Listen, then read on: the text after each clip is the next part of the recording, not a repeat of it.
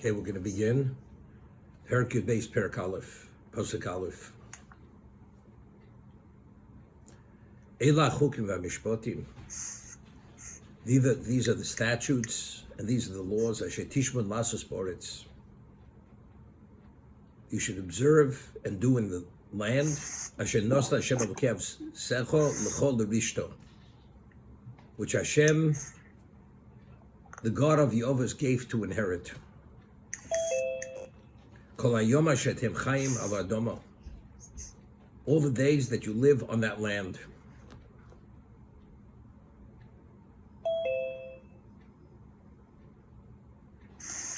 Now it's very interesting. When we sent spies,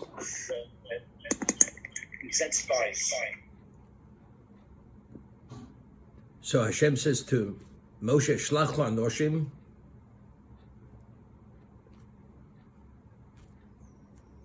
to where? To the land of Canaan.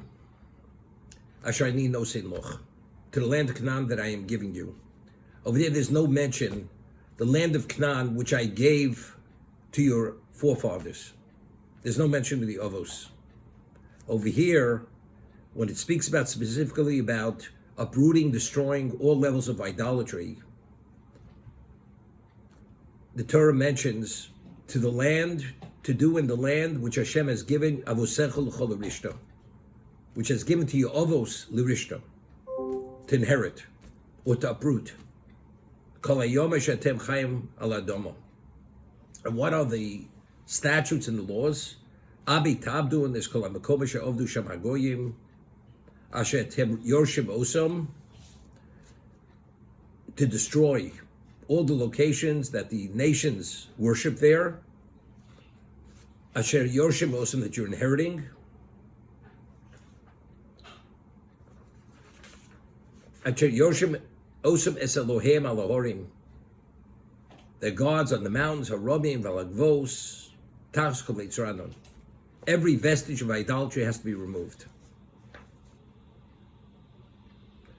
A Jew only has an obligation to destroy the idolatry in Eretz Yisrael. You go elsewhere, one has no obligation to destroy idolatry. But it's a land that Hashem has given to you, Avos, to inherit. The land that you will be there living all your days.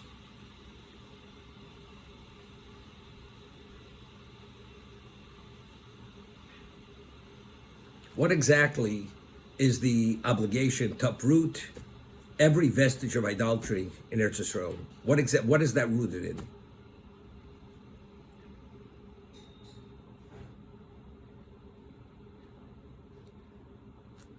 We find that, we say every day in Psukim Zimra, we say in Vayivorach David, that's right before V'choresim Abris, which Hashem entered into a covenant with Avram. What does it say? Atu Hashem Elokim Asher b'chatu b'Avram. You are the Elokim who chose Avram. V'otseisem your Kazdim, and you took him out of the kiln of Kazdim. V'samte shmo Avraham. When he came out of the kiln of Kazdim, he became Avram, and you found his heart faithful to you. What exactly was that? Avram Avinu had no obligation to go into the kiln to die, because the obligation of Kiddush Hashem, of giving your life to sanctify God's name, is only obligation on a Jew, not a Gentile, not a Noahide. Avram was a Noahide. And the Mishnah and Chumash over there explains, Hashem says to Avram that if you don't go into the kiln, you'll be the equivalent of something that's painted on a piece of wood, which over time becomes distorted and obliterated. But if you do go to the kiln and you give your life for me, then you'll be like an edifice of silver which is engraved, which something that's engraved, that's permanent, that's permanently etched in there. And you'll be like a wall that deflects all battles. Avram says, I'm going into the kiln. I will be that wall to be able to deflect every attack, every battle. So what is Ato Hashem Elokim Shebchat B'Avram? What says more Kastim Sam Tishma Avram? We mentioned many times, Avram is B'Gematria, numerically is Ramach. Ramach Ivorim. Because he became Avram, when did he become Avram? When he was circumcised. The circumcision was the basis for the covenant. That's why it's called Bris Kodesh. It's called the Holy Covenant. When he was circumcised, he became fully in control of all aspects of his physicality, which is Ramach. Because as Rashi cites over there, the Chazal, until he was circumcised, he did not have control of 5 parts of his body. His eyes, his ears, and his male organ, his sexual organ.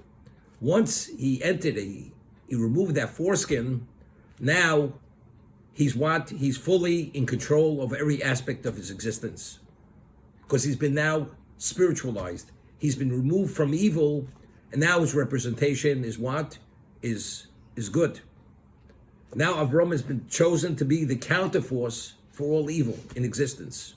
So we speak about the struggle between Yaakov and Esav as they were battling in the womb of their mother.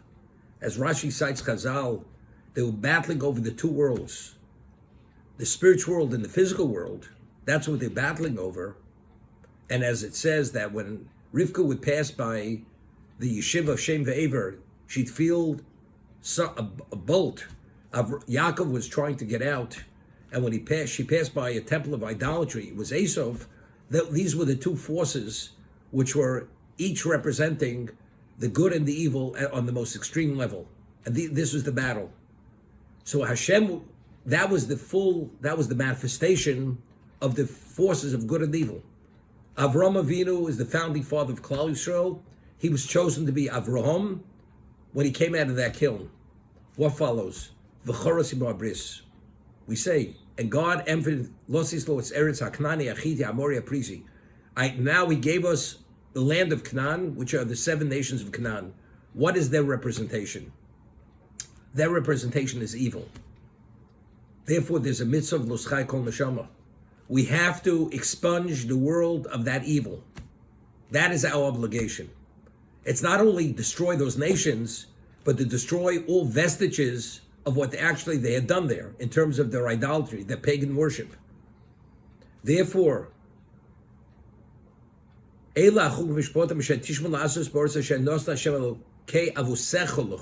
gave this to us? It's Hashem Elokei Avusecha. Here, it's not the land I'm giving you. It's the land that Hashem, the God of your Avos, gave to you. Why the Avos mentioned? Because of the representation of what the Avos were. Therefore, we have that ability, we have that level of representation of good to be able to contend with the evil, to purge the world of that evil. Therefore, now that we're in Eretz Yisrael, our obligation is to what? Is to remove all vestiges of that evil, which was their paganism, their idol worship, and therefore we have to destroy all those locations. There should not be a trace of that idolatry in Eretz Yisrael itself. This is the reason. That's why over here there's a mention of Elokei Avusecha, who gave you this land to inherit and literally to uproot this evil. The Gemara tells us in Shabbos that one of the Beis Hamikdash has a number of names.